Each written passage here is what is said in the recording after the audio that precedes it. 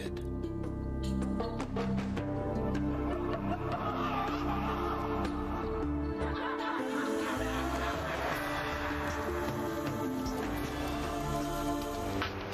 Located at the easternmost tip of the Cape, Provincetown is a virtual paradise for visitors who revel in the provincial charm of old New England. And it's here that we found the Martin House, known nationally for its restaurant, but known locally for something else altogether.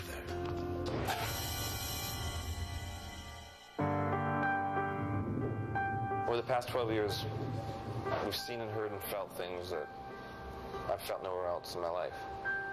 A lot of people don't realize the Martin House is haunted. They say a number of spirits reside here. Probably because for so many, this house has meant so much since the 1750s. Prior to being a restaurant, it was a boarding house for the elderly, and before that, a safe house for slaves, part of the famous Underground Railroad. By the mid-1800s, the owners were actively involved in the abolition movement. And on the first floor, there was a secret room. It's formed by the massive chimney complex, and that's where they used to hide slaves. This secret room is appropriately called Snug Harbor. For many escaped slaves, this room represented the final stop before freedom or death. Some made it to the safe haven of Nova Scotia. Others were caught and sent back where they were punished or killed. You can see if I step down in here, there's quite a bit of space for people to hide. And when the panel was in place and the door was closed, if the Southern Marshals opened the door, they would see a panel with hanging coats. Today, by all appearances, the chamber stands empty. But, according to visitors and staff, it's not. Some of our customers who've sat in the dining rooms adjacent to this chimney complex have felt a presence. They seem to sense some fear and anxiety, and a few people have seen out of the corner of their eye what appear to be a small family, like a small child and two adults, huddling and sort of cowering in that room. Since there is no record of anyone dying in this room, it's unusual for ghosts to be hovering in the area. But Glenn thinks he knows why that family is still here. Maybe they didn't make it. Maybe they were captured. Maybe they left such an emotional impression on the atmosphere that it's still there. I don't know if they're cognizant ghosts or if it's just an impression they left, but it's definitely there. Another group of ghosts at the Martin House have taken over this area right outside the bathrooms in the main lobby. That's because in the 18th century, the area used to be something entirely different. One of the breakfast cooks used to see ghostly images of men frantically pacing back and forth outside the bathroom. The bathroom was the boarding room, and it would have made sense that these men would have been frantically pacing back and forth, waiting for their children to be born. They say spirits seem drawn to this area not because of the joy of birth, but rather because of the trauma surrounding it. During the 18th century, a woman's chances of dying during childbirth was 1 in 8. If a child was stillborn, if the mother possibly died when she had the child, if it was a tragic birth, or if the baby was born unhealthy, this could possibly draw the energy back and relive itself over and over again. Here's a secret. Glenn believes that if you look into this mirror facing the former boarding room, you will see these fathers-to-be frantically pacing back and forth praying for a healthy birth.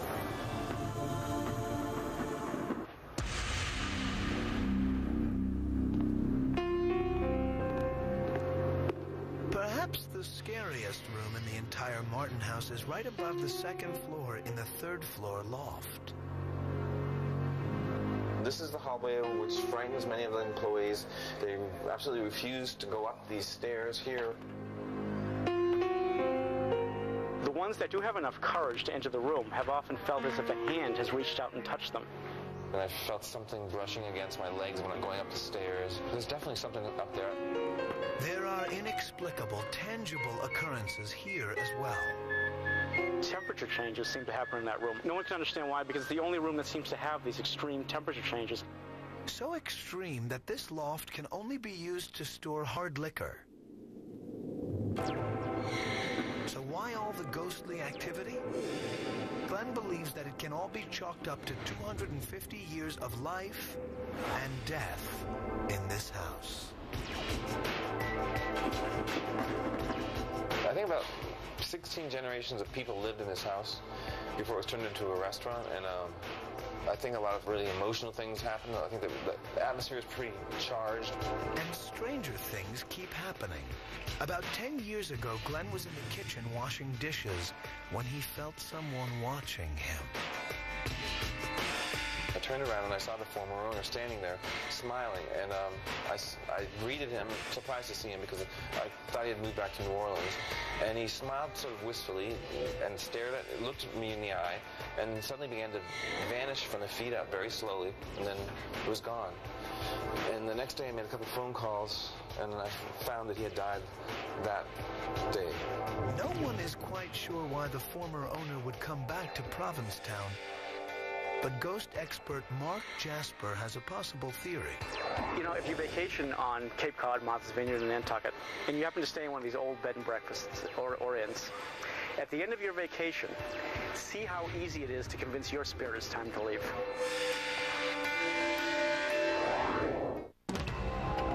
Coming up, another top New England vacation spot that has more than just out-of-town visitors. In New England, Cape Cod and Martha's Vineyard may be the top vacation spots for the living. But even the spirit world is drawn to some of the more popular haunts of the region. Some say over 300 years of history in this area spawned the ghostly activity. It's a land where witches were burned at the stake, sea captains left their homes, ended up in watery graves. Revolutionary War soldiers marched up and down the street into battle. Slaves were hidden away in secret hiding places. It's not hard to imagine why we have so many ghosts in New England.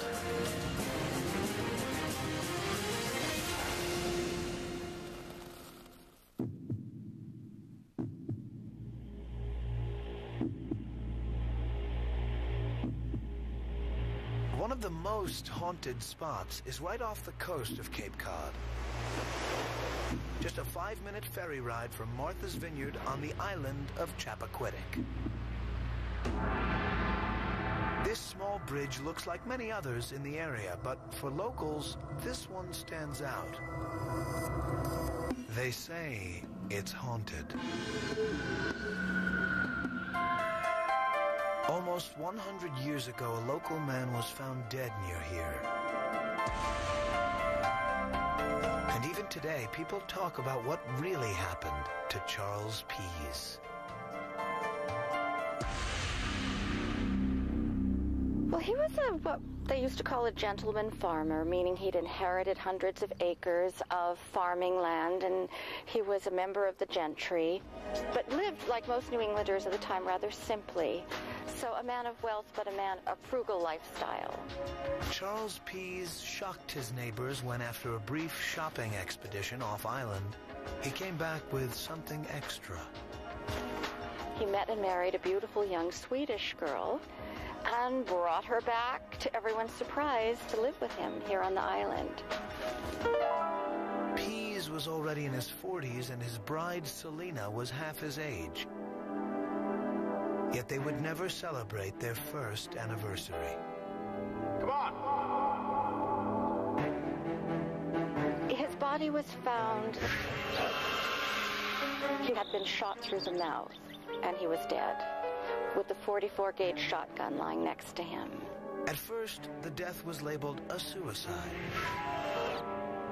But the sheriff was quickly able to calculate that he would have needed a 10-foot-long arm for that angle to be possible, to position the gun in the way that it had been positioned.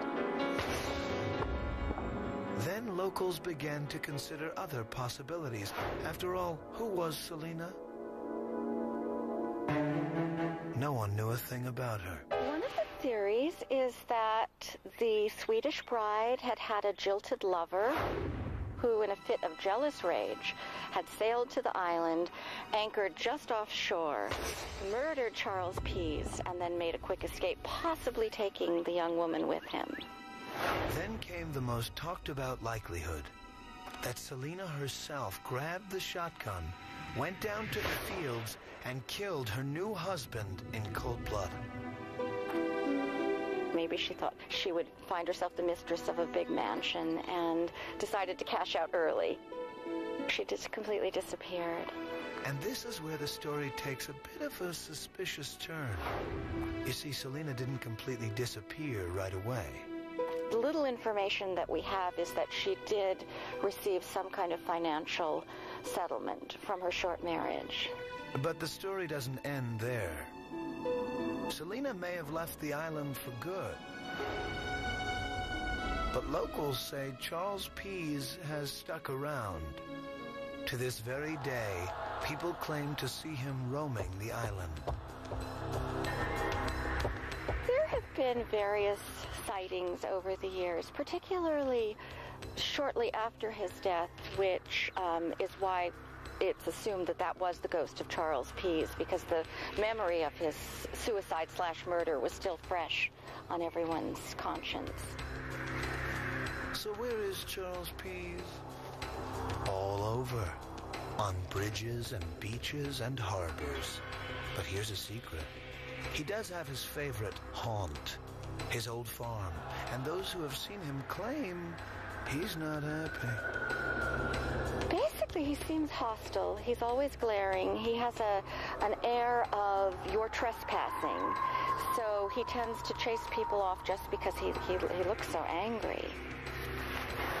I'm trying to get a sense of being here. Why is Charles Pease haunting the island? Karen Coffey is a psychic on nearby Martha's Vineyard who thinks she has the answer. She agreed to come to Chappaquiddick as long as we went in the morning. Around 4 o'clock in the afternoon, psychics have reported an oppressive atmosphere that sinks over the island that just causes these people to have to make a speedy departure. Already Karen was sensing that negative energy. He's possessive, and he's almost, he's intense. He doesn't want to lose this farm. He has doubts about his bride. He doesn't strike me as suicidal, though. Not with the energy that he has. He won't take his own life.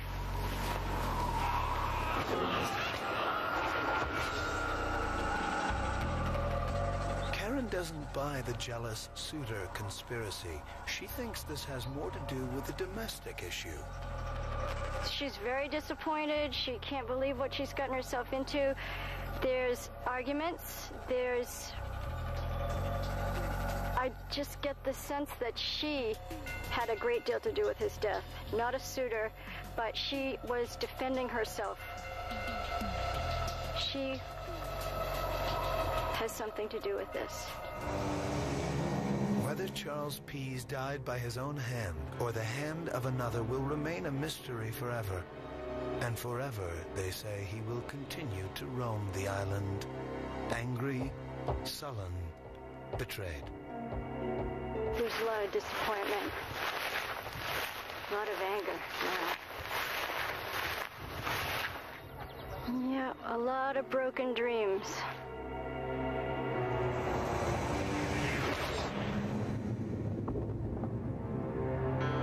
Broken dreams seem to be a part of the landscape of New England. From the coast to the quaint towns, there are stories of sadness and betrayal. But some of the tales have more than just unhappy endings.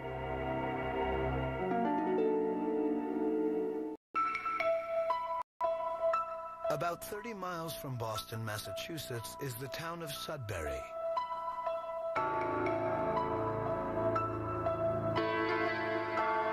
And this pretty house is one of New England's most popular places. Its name alone draws literature buffs from all over. Longfellow's Wayside Inn. Henry Wadsworth Longfellow came out here in the mid-1800s, and he sat over in the parlor and was inspired to write the Tales of a Wayside Inn. The most famous being, "Listen, my children, you shall hear the midnight ride" of Paul Revere. But the Wayside Inn has a secret. They say it's haunted by a restless ghost named Jerusha Howe. Jerusha was officially known as the Belle of Sudbury. She was celebrated for owning and playing the first pianoforte in Sudbury.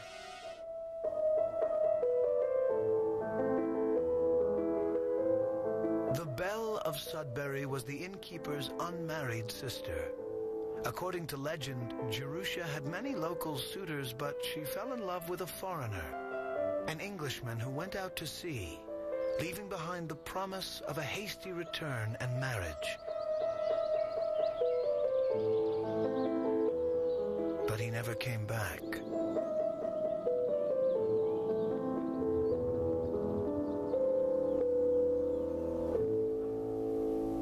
Legend has it Jerusha was broken-hearted, but that she never gave up hope that he would someday return. He never did.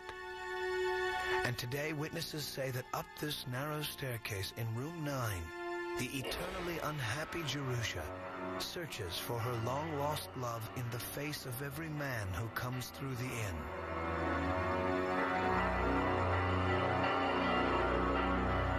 I heard something that woke me up, and I sat up on the bed, looked around, there was nothing there, but I felt someone sit down next to me, put an arm around me, and then gently push my head to the side until I was sitting at an angle. And I remember thinking, dude, this feels very nice. So it felt very secure and very comfortable. And then I heard my wife move on the bed, and I realized that it wasn't her. But sometimes Jerusha sightings are more than just physical. There have been several reports of a woman whispering when there is absolutely no one in sight. But that's not all. I had this strong orange scent come from like my left shoulder area, and I looked at the window in front of me. It's in the same position as it is now. The window is closed. I looked at the outside window. That's closed and locked also. I'm thinking to myself, well, someone must have come by with a very orange drink. What most people don't know is it's well documented that Jerusha Howe wore a citrus-based perfume.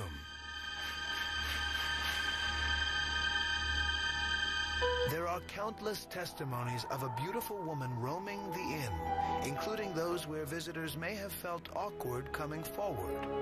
So instead, they would report their sightings using an age-old New England forum known as the Secret Drawer Society, or SDS. The Secret Drawer Society is a tradition that started in the 1900s, and it is still practiced today. People secret away little notes, little scribbles of paper in secret compartments in drawers, under floorboards, in the ceiling, anywhere they can possibly find some kind of crack or crevice. And in those letters are people's experiences from years ago. Mark Jasper is a ghost hunter. And back in the late 1980s, he visited Sudbury to investigate the strange events happening at the Wayside Inn. His first stop, Jerusha's old room, to read the hidden accounts. There must have been probably about 100 letters. And I was very anxious to start reading them all because I wanted to see if anyone had a ghostly experience. At 4:58 a.m., I was awakened by what felt like fingernails scratching at the bottom of my right foot. The ghosts are real. We were each visited by her as we slept. I immediately woke up and found myself lying on my left side. I felt someone was against my back, trembling uncontrollably. I did feel a presence in the room. A good one. She makes you feel welcome here. I have enjoyed this place. If you are a little kid, you will be scared. So you might want to sleep close to your mom and dad. Pressure against my back, as if someone had curled up against my back and inserted their knees under mine. What was that noise? Why did the lights go out? The sound of drums, fife, cannons, and we thought we were in the middle of a remake of a Revolutionary War. I tried to speak, but found my jaw was in a frozen state. I heard a young woman's voice whisper in my ear, "I am very cold. You are very seductive. Peter." Some people have experienced a presence. One woman claimed that that she had a very welcoming and very good feeling. Another letter said that every family member was visited by what they referred to as her. Others said, if you hear strange voices, it is probably the ghosts. Today, there are no pictures or portraits of the former belle of Sudbury. Just this silhouette of her and her brother. But there are a couple of Jerusha's personal items that still exist. There is this fan and her famous pianoforte that many guests have sworn they have heard playing into the night. It's been well over 100 years since the English gentleman went down this country road never to be seen or heard from again. But it seems his departure had an everlasting effect on the Wayside Inn.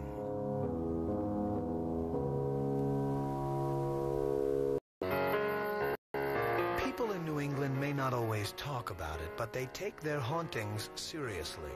They always have. And in Rhode Island, one particular haunting that dates back to the 17th century is heralded as being the one and only time an apparition was used as evidence in a court of law. Here's what happened. In 1673, Rebecca Cornell, a middle-aged widow, was found burned to death. Her charred body was lying by the fireplace. An apparent accident. No, it definitely wasn't unusual for a woman to accidentally be burned and sometimes burned to death. She was sitting smoking a corncob pipe, which was her tradition, and she was also sitting in front of an open fire. A preliminary investigation revealed nothing out of the ordinary, but there were a few clues that didn't add up. A lot of women traditionally wore a wool apron at that time to protect themselves from the fire because the wool, rather than burning, would smolder. And actually, Rebecca was at the time of her death wearing a wool apron, which seemed a bit odd, but under the circumstances, her death was still ruled to be an accident. Rebecca's body was laid to rest. But then, a few days later, in the middle of the night, her brother, John Briggs, experienced something so eerie, so out of the ordinary, that he felt compelled to appear before the local magistrate with his remarkable story. John Briggs claimed that he was in bed sleeping when he woke with a light like the dawn coming in through his bedroom. When John opened his eyes, he saw the form of his sister Rebecca, shrouded in flames, glowing, as he said, like the light of dawn, standing before him in his room. And she said to him, "See how I am burned." According to Briggs, Rebecca was communicating from beyond the grave, begging for someone to uncover the truth behind her death. The bizarre story was enough to convince the judge. He ordered Rebecca exhumed, and to everyone's surprise, her body revealed an entirely different cause of death. Once it was dug from the ground and examined more closely, it was found that she had a wound just about at the level of her chest made by some kind of a sharp instrument, and that was actually the cause of her death, not burning, and a murder investigation was immediately launched. As the new story began to unfold, the clues led to one person, Thomas, her ne'er-do-well son. Witnesses came forward claiming Thomas and Rebecca had had their problems. Apparently, Rebecca, the family provider, was sick of supporting Thomas and was considering a move to Pennsylvania. The news devastated the young man. He couldn't let that happen. Perhaps he was drunk at the time. Maybe in a fit of passion, he struck her down with the spinning needle, or at least that's the prevailing theory. Then, it's quite possible that by dragging his mother's body over to the fireplace, Thomas tried to cover up his tracks. He felt that it was a reasonable thing to burn the body, suggest that he found the body in that condition, and just claim that she had been burned by accident, and really ultimately would have gotten away with it if it wasn't for the strange dream or apparition experienced by John Briggs. The ghostly testimony and this new physical evidence were enough for a formal charge of murder. The trial took place at what is today the White Horse Tavern. A bailiff at the trial took careful transcripts. They still exist, and they revealed just how Thomas Cornell's destiny was determined by a ghost. Guilty, guilty, guilty. Sentence death. But there's another deep, dark secret in the Cornell family tree. One that, if you believe certain traits are hereditary, might just reveal why Thomas Cornell was inclined to murder his mother. Many people have suggested that patricide may be the curse of the Cornell family. So why would patricide be considered the curse of the Cornell family? Well, 200 years after Thomas was sentenced to death for the murder of his mother, another direct descendant of the Cornell family was making headline news. Her name was Lizzie Borden, and what she was accused of was so unthinkable, it turned the genteel society of New England upside down. Lizzie Borden took an axe and gave her mother 40 whacks. When she saw what she had done, gave her mother 41. Fall River, Massachusetts has become one of the preferred stops for murder mystery aficionados. The reason is, this is where one of the most heinous crimes of the 19th century took place. And the locals say repercussions in the form of hauntings continue to echo throughout the community to this very day. Lizzie Borden was considered a spinster. At 32, she was still living at home with her father, Andrew, her stepmother, Abby, and her older sister, Emma.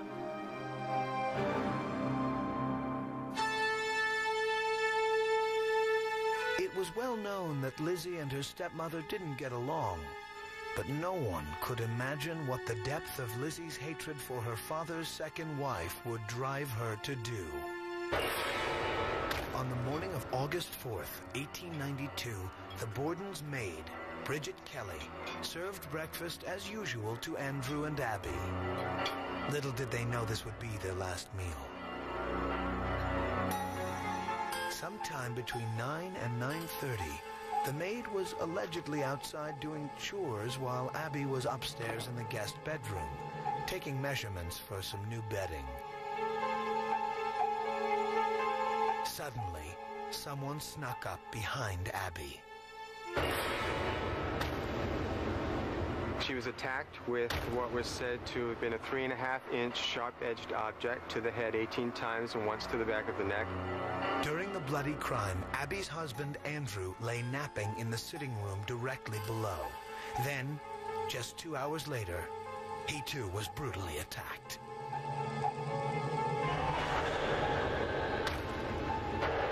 He was hit 10 times to the front of the head, left dead, as he reclined on the sofa. The violent assault shook the town of Fall River to its core. Everyone wanted to know who in the world, let alone their community, could have committed such a reprehensible crime. There were 3 obvious suspects: the Borden's maid, Bridget, and the Borden daughters, Emma and Lizzie. But during the time in question, Emma was out of town visiting relatives, and Bridget was outside washing windows. That left Lizzie. At a 3-day inquest, Lizzie offered up a number of alibis. She was reading magazines, she was ironing handkerchiefs, she was eating pears in the yard. The list went on and on.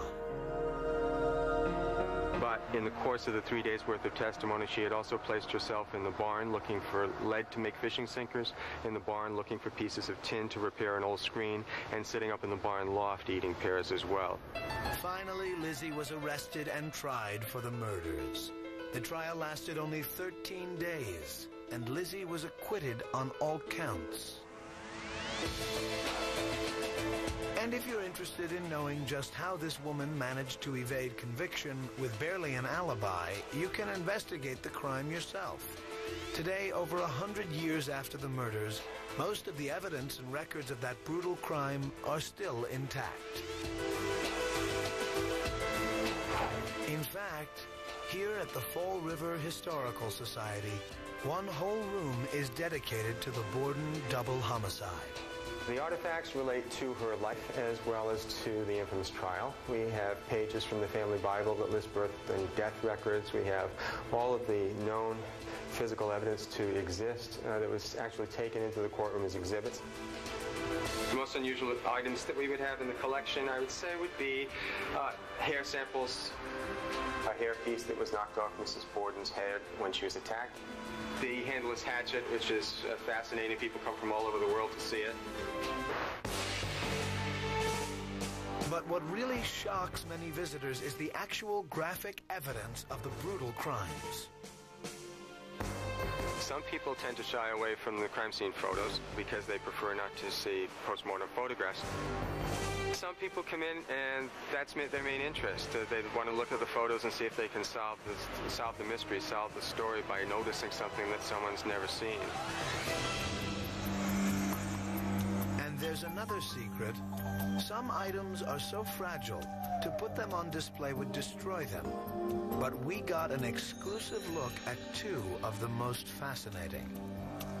And this is from the defense's files on the case of the stenographer's minutes, witness statements that were taken immediately after the discovery of Mr. Borden's body and continuing on throughout the investigation. But at the Fall River Historical Society, there are more than just files and photographs and a potential murder weapon. There is physical evidence, too. This is a piece that has not been exhibited in years, and that's the bedspread that was on the bed where Mrs. Borden was murdered. And this bedspread reveals a forensic secret. Tiny pin spots here and there. One very interesting point is that the bedspread is actually labeled, so they could be sure to know where the blood spots were in relation to where Mrs. Borden's body was. So what does one of the most notorious crimes in the nation have to do with New England being haunted? Well, we found out that the Borden family may be long gone, but even now they are far from forgotten. When it comes to New England hauntings, one family's tragedy placed Fall River, Massachusetts at the top of the list. The story dates back to August 4th, 1892, when Lizzie Borden was accused of killing her father and stepmother. After a 13-day trial, Lizzie was acquitted, but the crime was never forgotten. Lizzie moved from the house she shared with her parents, but she stayed in the area for the rest of her life, and some say beyond. And here's something you should know. If you're interested in the Borden murders, you can stay overnight at the scene of the crime. Lizzie Borden Bed and Breakfast Museum. That's not available on Halloween night. We're actually booked, and we're booking for next year. We run a bed and breakfast here where people can stay over, pretty much have the run of the house, try to solve the mystery itself. The house can accommodate 16 guests, most of whom clamor for certain rooms. Some people want the John Morris guest room, which is where Mrs. Borden's body was found. Some people prefer the Andrew and Abby suite because it does have a private bath. Some people prefer Lizzie and Emma's room. They want to try to think like Lizzie's thought, wake up in the morning, try to decide what she was thinking or decide if she really did it or not. But guests who come here may be in for another surprise. Almost every employee at the inn claims to have had at least one strange experience they simply couldn't explain. Eleanor Tibbiant is the night manager. She swears she encountered a ghost in this parlor. A ghost who may have reached out from the home's dark past. Well, most recent experience I had was very strange and rather scary. I was walking through the sitting room. All of a sudden, as I walked past the sofa where Mr. Borden was murdered, there was this hand on my shoulder, the pressure of a hand. And at first, it didn't register. I felt this tightening on my shoulder, and it just didn't register. I think it was Mr. Borden. I really do. Maybe he was trying to tell me Lizzie did it. I don't know. I always said, I don't think she did it. I think she had help, and I think she was involved, but I really don't think she actually did it. So maybe he was trying to tell me she did do it. The basement seems to be the premier location for ghost sightings.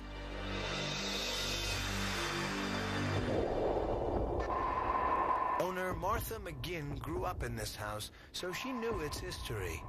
But nothing prepared her for what she discovered on one particular day.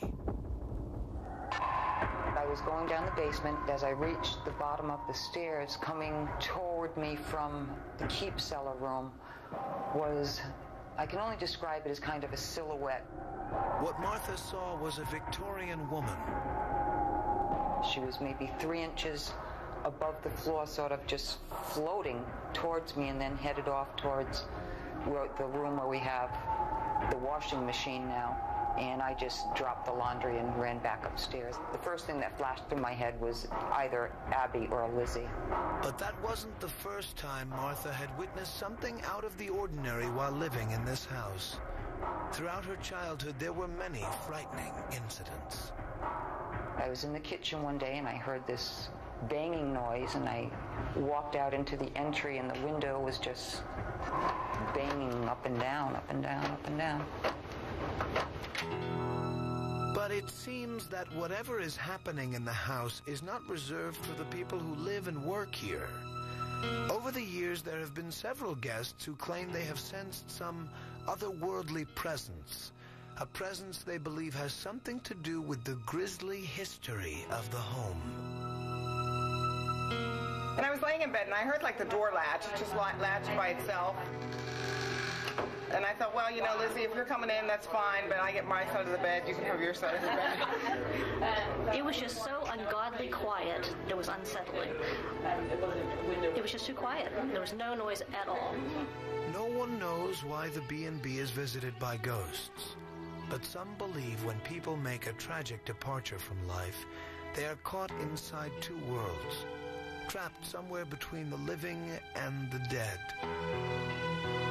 And that belief has led to some interesting theories as to why the house may be haunted. I think that there was a passion in the killing that had to be motivated by something very strongly felt, a family member. And I think she had the most to gain and the type of personality to do it. I don't think she did it alone. I think she did it with the maid. So who are these phantoms frequenting the inn? And why are they desperately trying to make contact? No one knows for sure. But many believe it's most likely Andrew and Abby Borden who are trying to tell the world what really happened. And as for Lizzie, well, she may still be around, even though her life had a much different but no less tragic ending. You see, although Lizzie was never convicted of the murders, she suffered as well. After the trial, Lizzie never returned to the scene of the crime. But surprisingly, she never left Fall River either. And the next chapter of her life was as bizarre as the first. She was ostracized. She was treated as a social pariah. She had two options. If she had left Fall River, she would have been accused of running away because they would have said that she couldn't look them in the eye because she was guilty. So she chose to stay here. It was the city that she had always called home. And she lived here for 34 years, treated by most of her contemporaries, not all, but most, as though she had done it. Guilty or innocent, we may never know. Only one thing's for certain. If Lizzie did in fact kill her parents, she took her secret to the grave. And here's a secret about that grave. Even in death, Lizzie had a strange attachment to Andrew and Abby.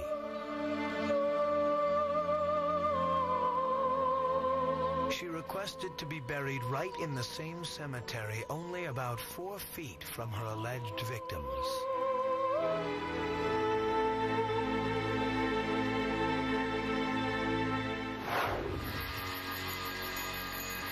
So if you're planning a visit to New England, you might want to bring your sense of adventure.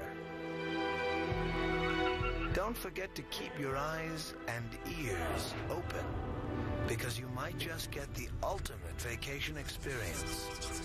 The longing whisper of a broken heart, an encounter with an angry soul, or the touch of a couple desperately hoping to point to the answers of an unsolved crime.